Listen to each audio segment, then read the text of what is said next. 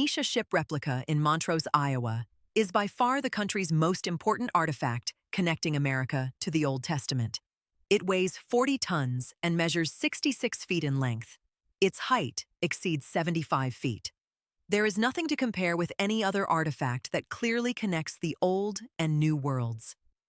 The ship replica is coming together through the efforts of hundreds of people who are donating their time, money, and talents. We are amazed that God has brought us together to do a work that is great and marvelous in His sight. We welcome all people of goodwill and faith who want to join us this summer on the banks of the Mississippi River, directly across from the Nauvoo Temple.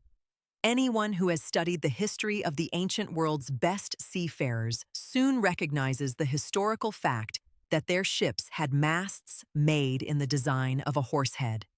Such a horsehead is now in Montrose as a central feature of the Phoenicia Ship Museum.